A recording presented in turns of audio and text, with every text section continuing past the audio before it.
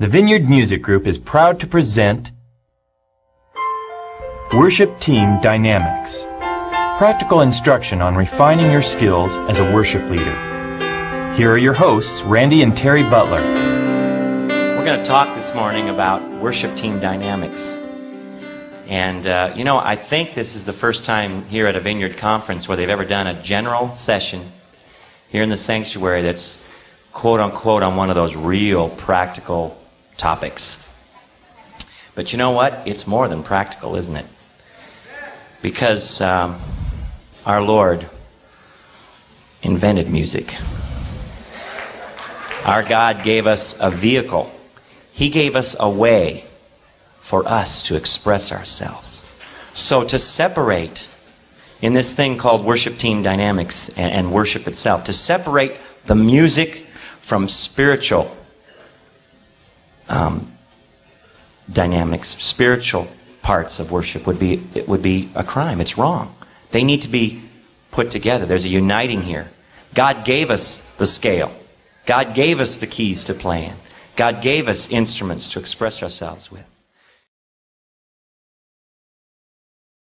And you and I, those of us who are involved and engaged in this worship team process and bringing forth on Sunday morning the music, the vocals and the instruments to usher people in, we are facilitators, aren't we? The goal is not to be a hot band.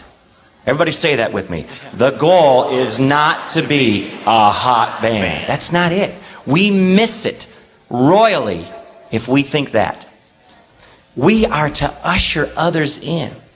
If the lady in the back row didn't meet God, if she wasn't able to sing and enter in because of the cacophonous sounds going on at the front, there's a word for you.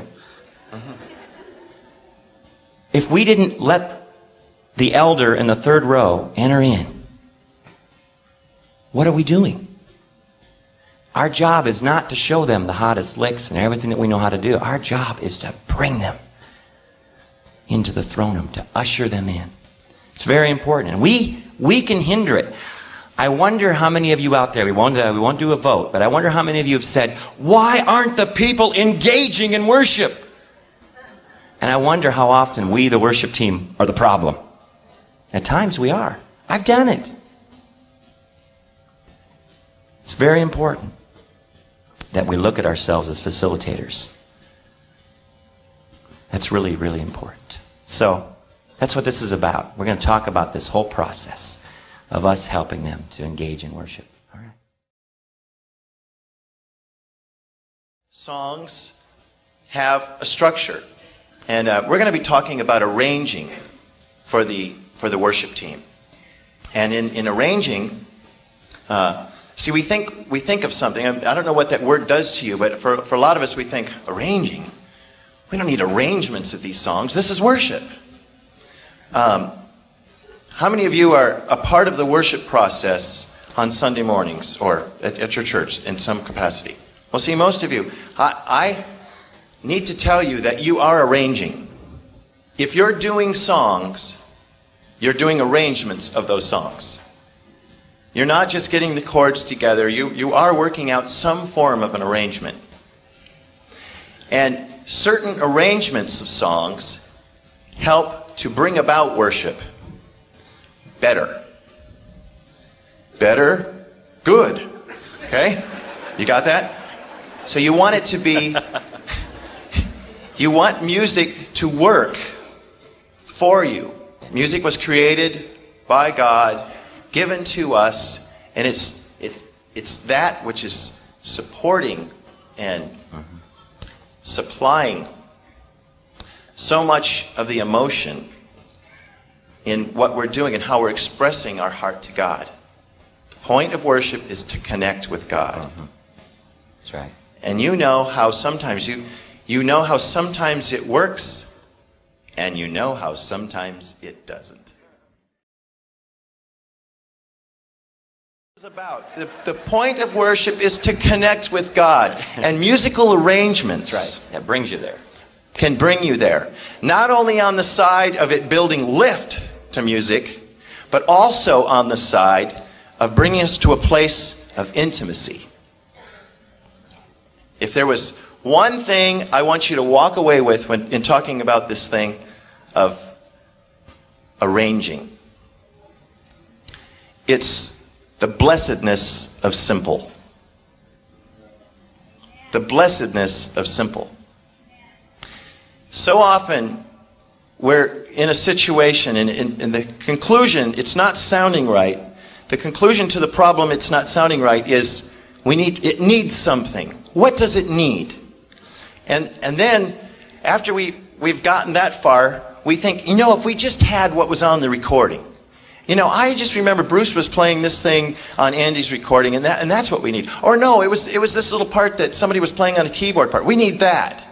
But it still doesn't sound right, so we're tempted to fill up all the songs with more instruments. I've had the opportunity to go to places where they would have me essentially talk to them about their worship team. Maybe in their mind, it got to the code red side. It's like, it's bad and we need help. We need someone to come in and help us. And so I've had the opportunity to sit and listen to worship bands and worship teams and to speak into it. No, it's very touchy. It's very hard. You don't know what to say. You're thinking, yikes. You're right. It sounds bad. And I'd have to agree with you there. It does sound bad. Let me make this comment. Most of the time, it's not what's being played. That's right. It is what's being played in the sense it's not what you play, it's what you don't play.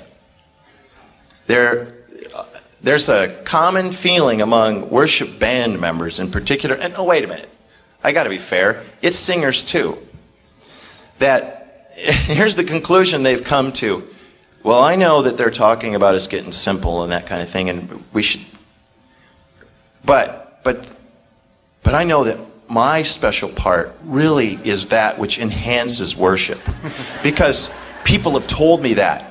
That you were walking out of the worship service and somebody grabbed you and said, oh, I saw it. There were things flying off your guitar, or when you sang that part, and they got a little quiver in their voice or something, and you're just thinking, that's right, it is anointed, I knew it. And so, excuse me. I had to do that.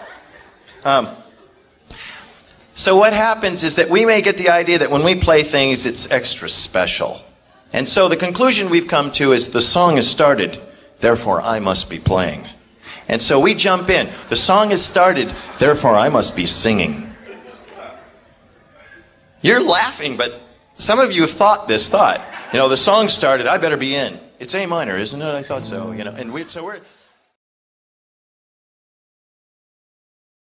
So what happens is that we fill every possible space of the song. That's right. Back to my point. The blessedness of simple. A lot of times it's not what you play, it's what you don't play. And that is my process of starting this band was news to me, and it caused me to find out what the fundamentals are of music. It brought me back to this place. Now I have a multi-tracking, and that doesn't mean much to you, but a multi-tracking understanding of music in that I've been a part of the recording process. And especially in the 70s and 80s when multi-tracking became extremely popular, it still is you laid down your basic track. So you had basic instruments do certain parts, and then you added to that. And in leading a band, I've learned to do somewhat the same thing. I've learned that it's a little different than just having any old song. For a worship leader is the worship leader and his or her instrument. That's at the ground. If for some reason my guitar broke or something terrible happened, we all have worship with just our voices. There is no greater or more significant instrument than our voices.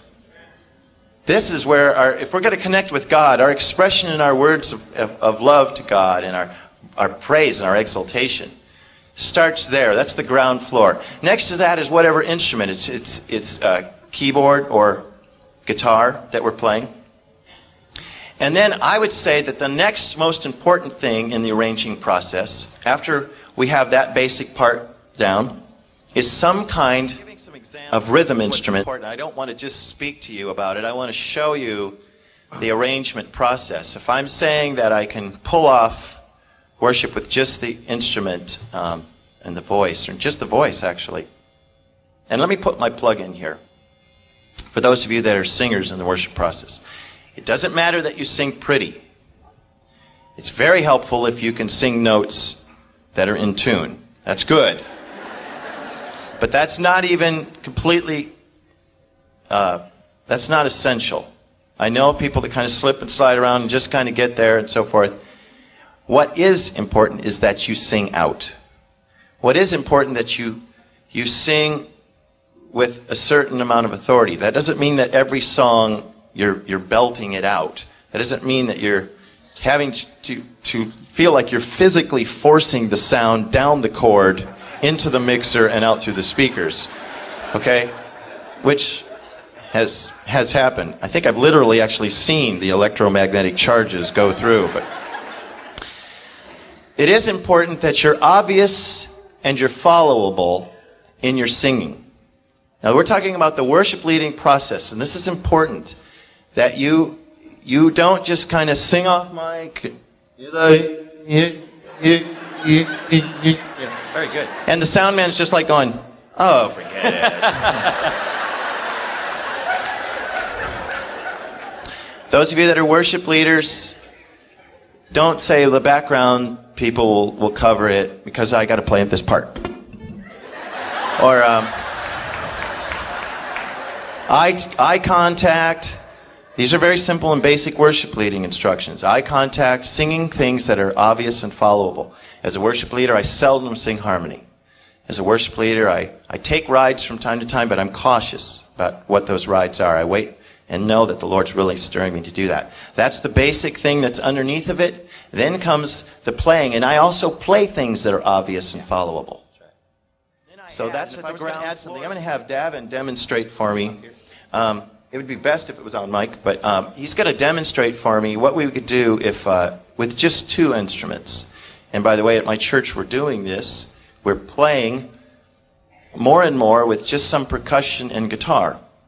Or sometimes we play just a little bit of that, and then I'll restrict my keyboard player. I say, you play anything with your right hand, I have a hatchet. I'm coming to take that hand off. So I'll let him just play some left hand stuff. So what I'll do some Sunday mornings is, and then I'll have the djembe kind of come in and kind of start playing behind this, or I'll have a shaker with me. Now that's just as two of us. And it doesn't have to be much.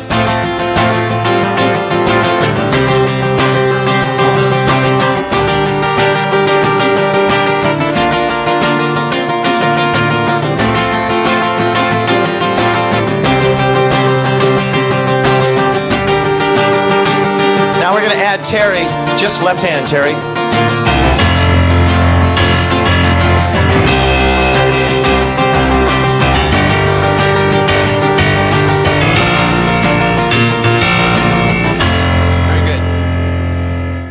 You got the idea. There's a point here. A lot of music can be made with just a few things. We have something holding it together. It's surprising how much rhythm. How many of you have discovered the chicken shake? Okay? You have the little egg. Bill, do you have one right there? Okay? Shake it into that mic there and see if they could pick that up or whatever.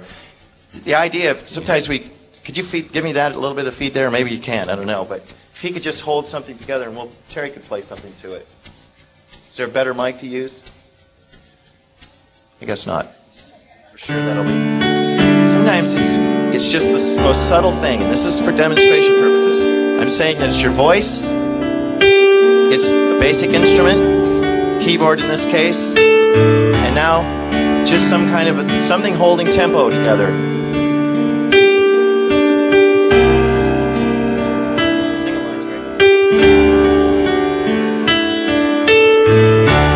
Before you now, beauty of your presence, and as I bow, you surround me with your radiance.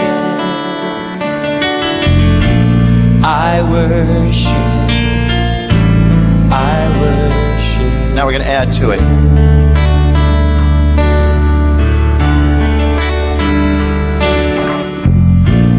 I worship, I worship.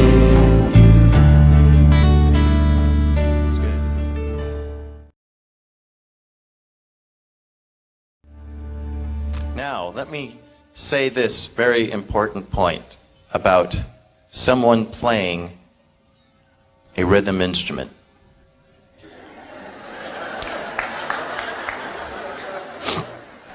And I hope I can do this without unhinging my jaw and swallowing this microphone. Time is critical. I don't know how many times now I've heard the story of people going out and purchasing a drum set. That does not make you a drummer. Owning multiple pairs of sticks doesn't make you a drummer. Okay? Time. Holding time is what it's about. It's not owning the equipment.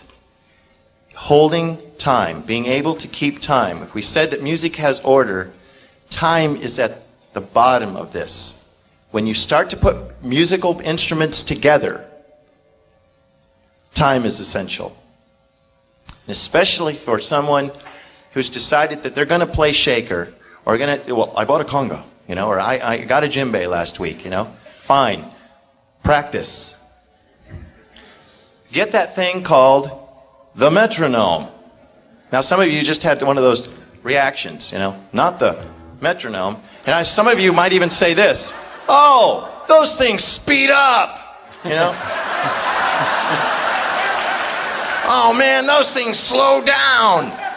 I've never found one yet that worked. Now, Randy, I'm in the process right now of, I have 3 drummers at the church I'm at, and 2 of the 3 drummers, the time issue, the metronome issue is there. They're locking in, and they do lock in. And the 3rd drummer is really learning that process right now. And what he's doing is he's stripping away all the things that he thought he had to do to make it all happen. And he's getting down to the basics. I call it meat and potatoes, where the kick drum and the snare are hanging in there. And if it's a 4/4 song, they're just doing the simple things, but they're doing them in time. So they've had to strip away, strip back, and I've got him quoting this thing every day. The metronome is my friend. I want all of you to say it. Yes. Let's all say it together on the count of 3. 1, 2, 3. The metronome is my friend. It will help you. Randy and I went through that process early on growing up musically. In a family that was musical, we started playing instruments and having fun with them. And my brother-in-law, he got a hold of us. And he was light years ahead of us already musically. And he made us sit down and play the same song, sometimes for an hour. Somebody's saying, oh, that sounds fun. An hour on the same song is not that fun. And we'd say, oh, we want to go do this, or we went, no, you didn't do what I said. Go back. And he knew what he was doing. He was helping us. He was actually helping us get to a place of freedom on our instrument, because rhythm was not going to be an issue anymore. We locked that time thing in, and it really helped us. So I can't emphasize enough. Now we've picked on those that are playing rhythm instruments. Let me talk to you that are leaders. Metronomes don't cost very much. And some of you are banking or holding on to or trying to say, well, it's that person's job to hold time. In a band situation, it's everyone's responsibility to know time. Did you really absorb that? It's everyone's responsibility to know time. Did you know that singers need to know time? Guitar players notoriously rush through whatever lines they're playing. It's natural for us to get excited, and we speed up. I explain to people, if time is the center of the road, where the where the line is. We can vary in and out of that somewhat, a certain amount. And songs do that. They breathe. They're alive. So sometimes the choruses are just slightly faster, and then you go back to the verse and it's back to another tempo, a little slower. But when they vary too much, many things can happen. And in a congregational setting especially, I wish I could demonstrate this well, but it's hard to do that. It's hard to kind of show you. But I've been in situations where I'd be worshiping and the whole crowd is into it and they're singing and they're clapping to something. You know, and then it got to the chorus and the song just took off. Boom! And then, but it became kind of, it was hard to figure out where tempo was. And so people after a while, you know, if they start to get self-conscious about clapping, well, I'm not clapping with them, and it's sounding different over here, and is this really locking with what's going on with the band? Then they stop, and what's happening is they're disengaging in the clapping process, and it can also cause them to disengage in the singing. And after a while, they're kind of listening because they don't know exactly what the band's going to do. Time is so essential. Time is so important. If you want to grow someplace in your musical ability, sit down with yourself, with the metronome, and be able to, guitar players, be able to make those changes in time. Demonstrate some more about time and tempo and setting up the basics. We're going back to where we were in arranging, and we're talking about how the basics are your voice and your instrument as a leader, and then we're adding something as rhythm. A lot of times that for you, that's drums. And then the next instrument after that would be bass. Something that's holding down, anchoring down, giving, that's part of rhythm as well, bass is, but it's something that's giving a lot of the, you know, it's emphasizing what's already been played in the chords as the root. And bass and drums together establish what we call, in a musical term, groove. And there's a basic groove that's to a song. And if you're playing Light the Fire Again, you know what that groove is, because many of you, you know, sat there listening to your record kind of going, what are they doing again? And how is it da, da, no, wait a minute, no, he's going da, da, dun, dun, da, da. That's it, that's what it is. Yeah, you got it. And so you were learning and picking apart what the basic groove is to the song. So if we're playing that again, let's have Dav play, and then we'll add some band stuff behind it, and then T can kind of do what he does.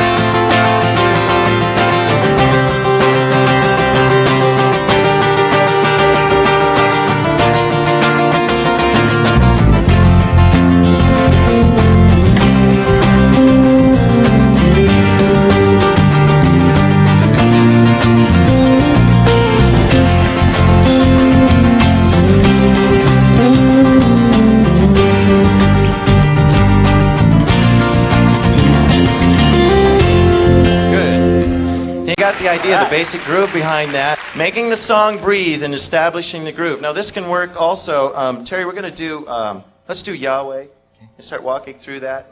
Why don't you lead on this one, and you can show how we're going to demonstrate not only time and tempo and groove, but some other things while we do Yahweh. We've picked Yahweh as a good song for this.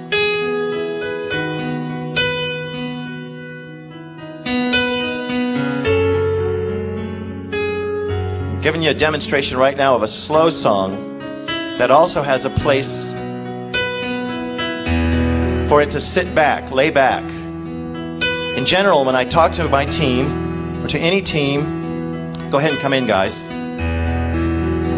I tell people, there, Davin, why don't you, just play the djembe part.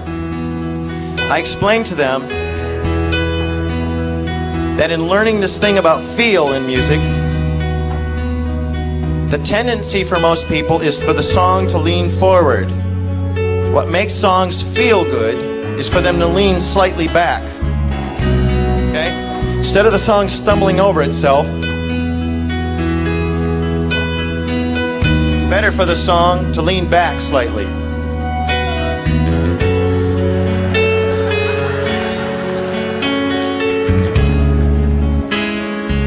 When you're taking that nice romantic stroll, think about that part for slow songs. Like,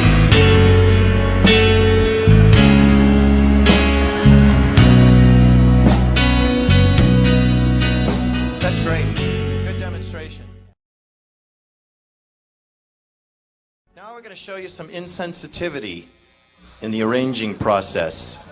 Our favorite part of demonstrating this. Okay, Bill, let's just start the same song and Second verse. I think you guys can play insensitive. I think they can do it. We're going to start from the second verse and sing along with me and see if you notice what we're talking about. Here we go, folks. Here's your chance, Kel. All right. He's been waiting over there. Here we go. Second verse. Yahweh,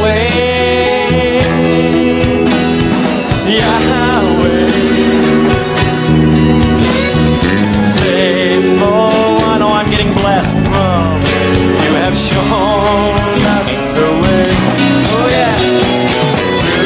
Through the years, through all our lives. The people that are watching this by video just left to get something to eat. All right. There was some choice stuff in there. I hope you were digesting it. Now this goes back to what Randy was talking about early on. The fact that every hole was getting filled up.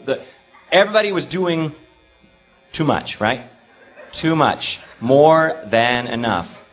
Songs are like our lungs. They have to, we have to breathe. Songs breathe. Earlier on you were hearing them. Davin on the djembe was playing a pattern, and he wasn't adding all kinds of things. He wasn't doing he was not all over the place having, there's a time for that on a certain kind of a song, but it's not Yahweh. Right? And the drummer was back there saying, I haven't tried out that new cymbal yet, and I'm going to nail it right here. Haul off and paste it. We'll show that. But wait till they hear this patch. Yeah, right. Okay. And everybody's going, I will show you what I can do. Right. This time we're going to play it through. And we want you just to observe and listen. Yahweh, Yahweh, faithful one, you have shown us the way through the years, through all. That's good. Both were wrong. One was an obvious example of overplaying. This was a not so obvious example. You may have heard your team in this one. Okay? You may have heard what you guys do. Everybody looking for an opportunity to play and not listening. Second most important point that I can make about this thing of team dynamics after knowing time is listening. Most bands play in a vacuum. The thing that I found most of all in working with my young team was that they all just kind of lowered their head, stuck their tongue out, and went for it. Even after you told them exactly what to play, they would be playing what you told them to play, but they still were playing in a vacuum. They might as well have phoned it in. They were not connecting and interacting as musicians in any way, shape, or form. Now, this whole thing of learning the language of music is a very important thing. Some of you go, well, I'm not a musician. You're playing music, you're a musician. You're in this process that makes you a musician. Communication is not only verbal, it's learning the lingo when we say, that's the groove, that's the right groove, It's, or finding a common language. That was something I had to work with my team. They finally knew what I meant when I was saying certain things. And that was important. Now that we could communicate, and then they started learning how I communicated with my guitar when we were in the worship leading process. I think he's going back around, guys. Sometimes I just turn around and go, go one more time! That was a little less subtle form. Oh my. The idea is that I'm working to communicate. I'm working, and then they started to slowly lift their heads, and they started to learn the songs enough that they could actually see where things were going. And start listening to the other players. Now, this time, we're going to do Yahweh, and this is as the song would start. And remember my point earlier, the song has started, therefore I must be playing. One of the most important parts is learning how to build the song. The song doesn't start with everybody in, everybody singing. So often, I just start the process with just the worship leader playing, and we add things slowly so that the song does what it's supposed to do. This time you'll notice that Brian and Kelly will be looking and listening to one another in order to where to play. They don't want to play at the same time. You are going to do that, right, guys? Yahweh, Yahweh, Ancient One, yet you're here today. Ageless One, changeless One, showing love to all generations.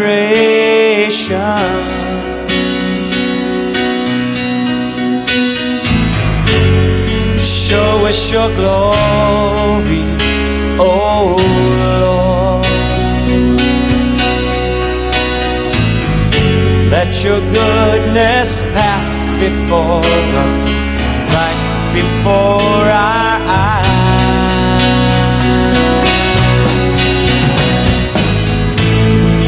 And we will worship, and we will bow down,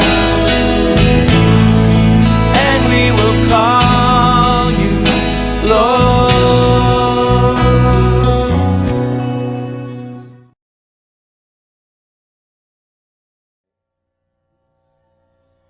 We're going to do a little bit of At the Cross, and I've heard some really interesting versions of this song and traveling around, and well, the most interesting one was the, but we won't do that one.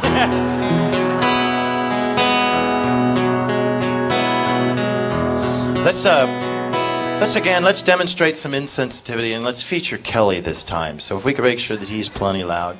This would fall under the category of choosing patches, choosing the sound, the appropriate sounds, as well as what to play. The second keyboardist isn't supposed to be doing the same thing as the one playing the basic piano or whatever. They're supposed to be looking for sound. Oh, that's beautiful. I know a place, a wonderful place, where accused and condemned find mercy and grace, where the wrongs we have done and the wrongs done to us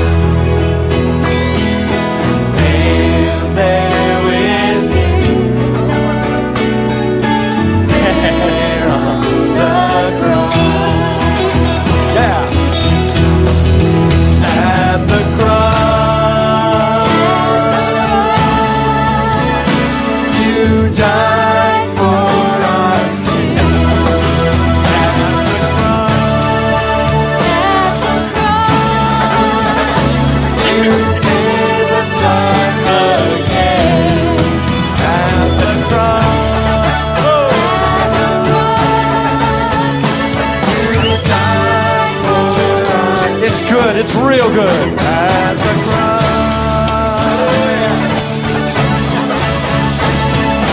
give us life again.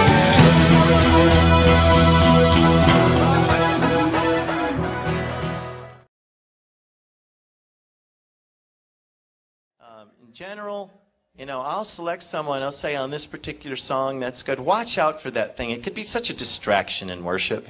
To have people deciding that, well, I heard it on a recording once, therefore it must be okay, it's blessed now. That's not the case. Do what's appropriate. Do what's making worship work at your church. If you're taking too many vocal rides and stuff like that, don't do it. Sensitivity in the song. Dynamics in the song. It's got to get quiet sometimes. More and more as I lead worship, the more it just comes down to a few things. I can just play a note. And we could sing on top of that. Just a little bit of rhythm going on. And it doesn't take much. But there's this big contrast, like a hush comes over us. And we're in the presence of God and we're listening. And we start to sing something. And it's great. And that is contrasting to times when it is all hands on deck and it's loud and we're saying something, boom, and it's directed. We're saying, Lord, we worship you, we exalt you. Or we're singing at the end of At the Cross. At the cross, and it's big.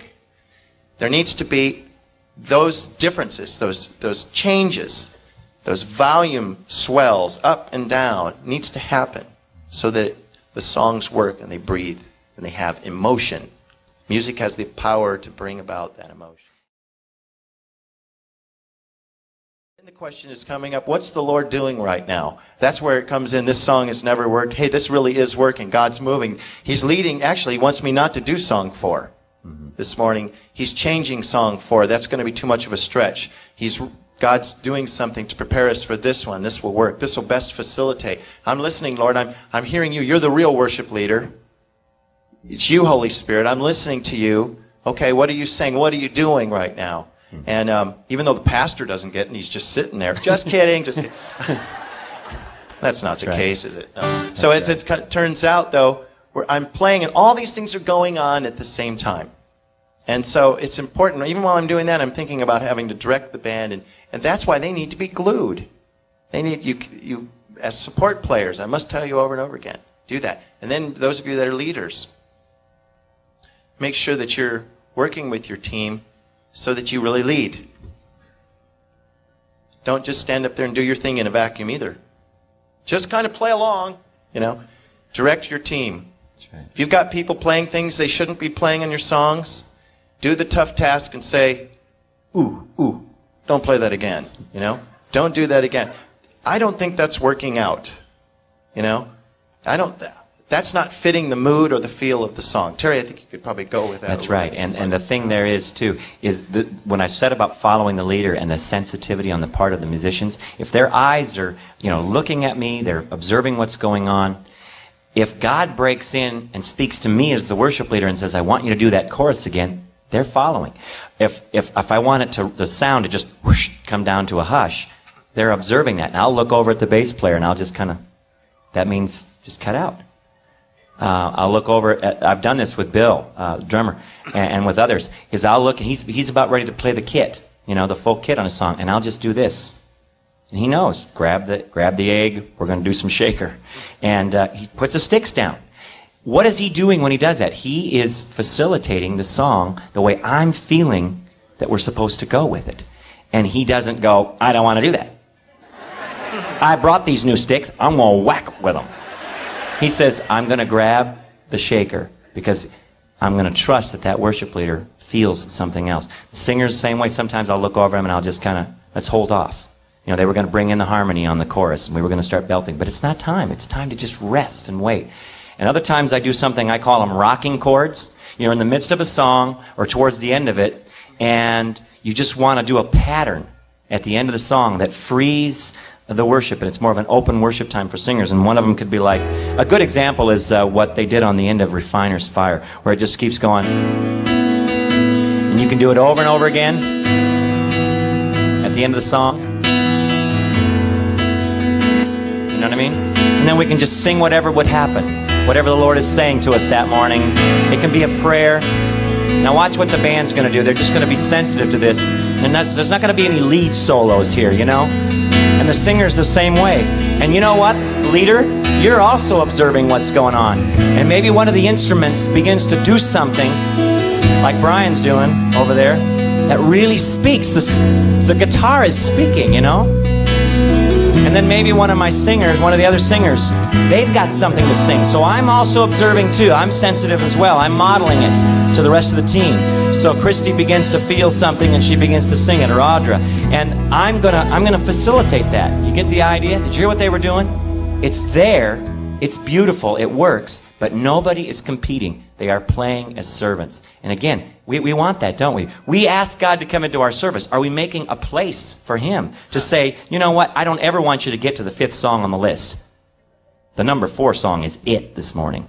I'm going to come then, and I'm going to break in.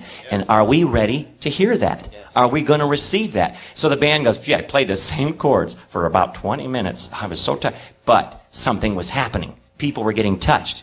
People were bowing and kneeling before God. Again, what's our purpose? To get through the list or to facilitate what God wants to do that morning? Does that make sense? Right. Hope so. Right. That line, that's not how we did it in practice. Is crashing right into what he said. I don't know if you saw it. Physically, it was crashing. It's like, that's not what we played in practice. I come in right there, you know. Following musically is a major point of this. Go home with this. Go home with, I'm going to start listening to what other people are playing. Hey, that's pretty good. I think I don't need to play anything. Are you willing to do that? You got too much of your ego involved and too much of your identity wrapped up in what you're playing or singing? Cash it in. Cash it in. It's cash it in for you can accomplish more as a team than you can as an individual. Yeah. In this case, we're doing this to glorify and to serve God. That's right. So it's not about, this is the wrong place for your musical opportunity. Right. It's not your place for people to discover you. I heard you on that worship team, and that, no, you know, and I want you to go to Nashville with me. No, it's not. That's right. That's right. Wrong place. You know what we're talking about? It all boils down again, doesn't it, to servanthood and to servant-like attitudes, and that's so important. We've covered arrangement this morning. We've talked about the process, and that if you're playing, you're arranging. So you might as well, you know, dive in and really do it intentionally. We've talked about sensitivity issues. We've talked about feeling what a song is supposed to do. What's God's intention for it? And we've talked about the role of each part of sensitivity one to another, following the leader, knowing his tendencies or her tendencies, and really being awake and aware of what God is doing.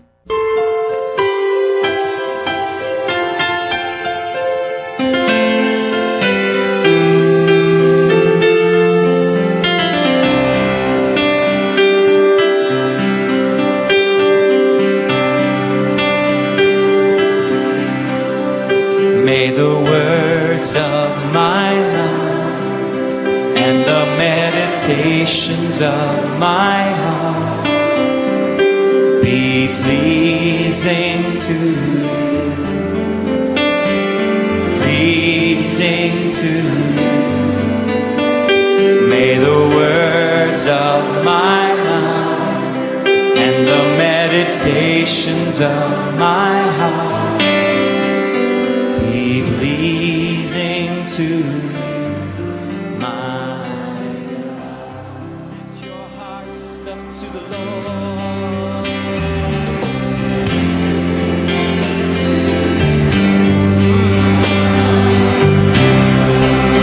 Let us be worshipers, Lord, in spirit and truth.